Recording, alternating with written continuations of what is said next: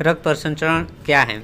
रक्त परिसंचरण तंत्र या वाहिका तंत्र यानी जो सर्कुलेटरी सिस्टम होता है हमारा, वो अंगों के समुचित एवं कोशिकाओं के बीच के पोषण तत्वों को पहुंचाने का काम करता है और साथ ही साथ जो हमारे शरीर में होने वाले रोगों हैं और तापमान एंड पीएच को भी नियंत्रित करता है। यानी सर्कुलेशन सिस्टम यानी जो हमारे शरीर में ब्लड को सप्लाई करता है, हमारे शरीर में हर एक आर्गन की तरह हमारा ब्लड पहुंचाता है, उसी को हम लोग सर्कुलेटरी सिस्टम या रक्त परिसंचरण कहते हैं। रक्त परिसंचरण तंत्र की खोज किसने की थी? रक्त परिसंचरण तंत्र की खोज 1628 ईसा पूर्व में विलियम हार्वे ने किया था। बंद परिसंचरण तंत्र किसे कहते हैं? यानी जो हमारा क्लोज सर्कुलेटरी सिस्टम है उसे उन्हें किसे कहते हैं? यह तंत्र जो रुधिर यानी जो हमारा खून है, ब्लड है, शरीर के कोशिकाओं में सीधे संपर्क में नहीं आ पाता है। अर्थात इसका मतलब ये है कि जब हमारा रक्त कभी भी धमनियों एवं शिराओं के से जो बाहर नहीं जा पाता है, उसी को हम लोग बंद परिसंचरण या क्लोज सर्कुलेटरी सिस्टम कहते हैं। खुला परिसंचरण किसे कहते हैं या ओपन सर्कुलेटरी सिस्टम किसे कहते हैं? ऐसे परिसंचरण जिसका रक्त कोशिकाओं के सीधे संपर्क में होता है उसे हम लोग ओपन सर्कुलेटरी सिस्टम कहते हैं। रक्त परिसंचरण तंत्र का क्या कार्य है?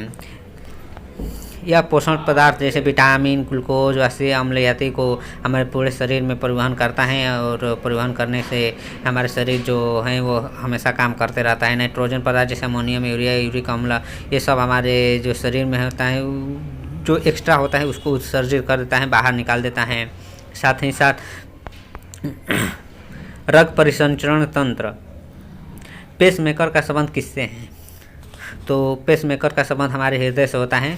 जैसे कि ये जो हमारा हृदय काम करना बंद कर देता है तब ये बाहर से एक पेसमेकर मशीन आता है जिसे हम लोग हृदय में फिट करते हैं यानी लगाते हैं, जिससे हमारा जो हृदय है वो पंप करते रहता है। उसे हम लोग पेसमेकर कहते हैं और पेसमेकर का संबंध हमारा हृदय से है। हमारा हृदय में कितने भाग कोष्ठ होते हैं यानी भाग होते हैं? तो हमारे हृदय में 4 कोष्ठ भाग होते हैं, क्योंकि हमारा हृदय जो है, हमारा दिल है, वो 4 चैम्बरों से बना हुआ है। उसी चैम्बर को हम लोग कोष्ठ बोलते हैं और उसका 4 भागों में बांटा है। रक्त परिसंचरण तंत्र संबंधित है यानी जो हमारा शरीर ब्लड सर्कुलेशन है वो किससे संबंधित है? तो इसका राइट आंसर है हार्वे से। पेसमेकर का संबंध किससे है? तो अभी आप लोग को मैं बताया कि पेसमेकर का संबंध हृदय से है। निम्न में से किन्हीं भित्तियों पर रक्त दबाव डाले गए दबाव को रक्त दाब कहते हैं। ब्लड प्रेशर किसे कहते हैं? तो इसका राइट आंसर है धमनी। धमनियों पर जो दबाव पड़ता है रक्त दाब उसी को कहते हैं। रुधिर दाब मापक यंत्र क्या है? यानी जो हम लोग ब्लड प्रेशर नापते हैं, बीपी नापते हैं, उस यंत्र का क्या नाम है? तो उसका नाम है स्फिग्नोमैनोमीटर। 60 मनुष्य में प्रति मिनट हृदय स्पंदन होता है किस? तो इसका राइट आंसर है 72 बार।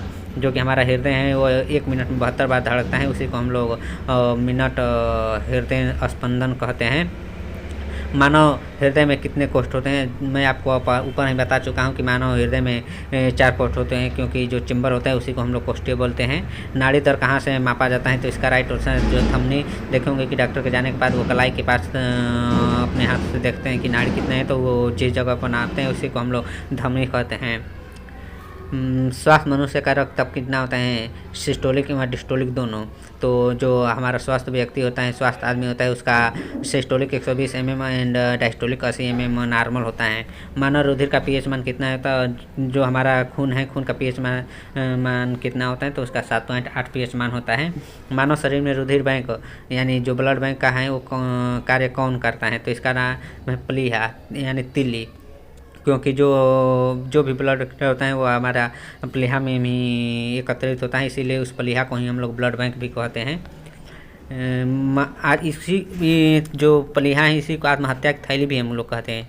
कभी कभी पूछ देता है कि आत्महत्या की थैली किसे कहते हैं? तो उसको भी हम लोग प्लीहा को ही कहते हैं। मानव रक्त प्लाज्मा में प्राय यह पानी की प्रतिशत मात्रा में कितनी भिन्नता होती है? तो इसका राइट आंसर है 91 से 92%। रक्त में पाई जाने वाली धातु क्या है? इसका राइट आंसर है लोहा।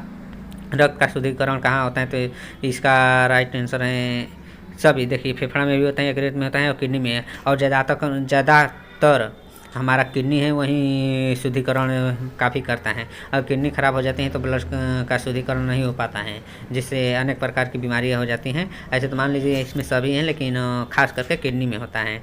अगर फेफड़े यकृत न दिया होगा, किडनी दिया होगा, तो आप किडनी पर ही टिक लगाइएगा। निम्नलिखित में कौन सा कथन सही है? मानव शरीर में खून की शुद्धिकरण की प्रक्रिया को क्या कहते हैं? देखे होंगे कि जिनका किडनी खराब हो जाती हैं तो किडनी खराब हो जाते हैं तो खून का शुद्धिकरण यानी सफाइया नहीं हो पाता है। तो जब सफाइया नहीं हो पाते हैं तो सुने होंगे कि उन पेशेंटों को डायलिसिस चल रहा है, तो इसमें हम लोग डायलिसिस से ही शुद्धिकरण किया जाता है, जो कि एक तरफ से ब्लड निकलता है, एक तरफ से इंटर करता है मशीन में, और मशीन ने उसको खुद खून को साफ कर करके फिर उसको शरीर में अंदर प्रवेश करता है, उसी को डायलिसिस करते हैं। जब किडनी खराब हो जाती हैं तब ये प्रक्रिया किया जाता है। रक्त में लाल रंग निम्न में से किसके कारण होता है? तो इसका राइट आंसर है हीमोग्लोबिन के कारण हमारा जो ब्लड है, खून है, वो लाल होता है, हीमोग्लोबिन में होता है। हीमोग्लोबिन में हमारे क्या पाया जाता है? तो इसमें लोहा जो आयरन होता है हीमोग्लोबिन पाया जाता है, क्योंकि देखे होंगे कि जब खून की कमी हो जाती है तो लोग सिरप या टैबलेट देते हैं, तो आयरन की टैबलेट या सिरप देते हैं, क्योंकि हीमोग्लोबिन में लोहा की कमी हो जाती है, इसीलिए आयरन दिया जाता है। शरीर में हीमोग्लोबिन का कार्य क्या है? तो शरीर में जो हमारा खून की कमी होती है तो उससे सांस फूलने लगता है, क्योंकि सांस इसलिए फूलने लगता है कि हमारा ऑक्सीजन लेवल होते हैं वो कम हो जाते हैं, इसलिए जो हीमोग्लोबिन कार्य है वो हमारे शरीर में हर एक अंग में, हर एक आर्गन में ऑक्सीजन का परिवहन यानी ऑक्सीजन पहुँचाने का कार्य करता है। हीमोग्लोबिन किसका महत्वपूर्ण घटक है? तो हीमोग्लोबिन आरबीसी का मुख्य घटक है। आरबीसी का फुल फॉर्म होता है रेड ब्लड सेल। हीमोग्लोबिन का कार्य क्या है? अभी आपको मैं बताया कि हीमोग्लोबिन का काम है हमारे शरीर में चारों तरफ ऑक्सीजन को पहुंचाना, हर एक अंगों में ऑक्सीजन पहुंचाना हीमोग्लोबिन का काम है। किसकी मौजूदगी के कारण शरीर के भीतर रक्त जमता नहीं है?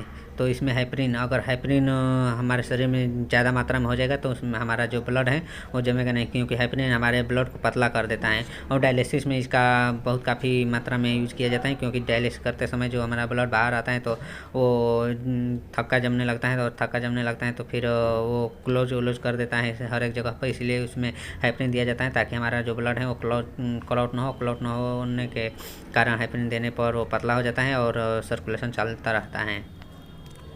मानव शरीर में भीतर खून निम्न में से किसकी उपस्थिति के कारण नहीं जमता है? तो अभी आपको बता दिया हूँ कि हेपरिन के कारण। रुधिर के प्लाज्मा निम्नलिखित द्वार का एंटीबॉडी निर्मित करता है, इसको लिम्फोसाइट, जो लिम्फोसाइट है वो रुधिर प्लाज्मा को ही द्वार का एंटीबॉडी निर्मित करता है। लाल रक्त कणिका किस नाम से जाने जाते हैं? तो इसको हम लोग इरिथ्रोसाइटिस के नाम से जानते हैं, जो कि और थ्रोम्बोसाइटिस किसको कहते हैं? तो अगर प्लेटलेट कम हो, हमारे शरीर में प्लेटलेट की मात्रा कम हो जाती है उसे थ्रोम्बोसाइटिस कहते हैं, और WBC को हम लोग ल्यूकोसाइटिस के नाम से जानते हैं। लाल रक्त कणिका कहाँ उत्पन्न होता है? तो इसका राइट आंसर अस्थिमज्जा में यानी हड्डियों में हमारा जो होता है उसमें आरबीसी का कणिकाएं उत्पन्न होता है। आज के लिए आपको इतना ही क्वेश्चन, बाकी और क्वेश्चन देखने के लिए चैनल को लाइक सब्सक्राइब शेयर जरूर कीजिएगा।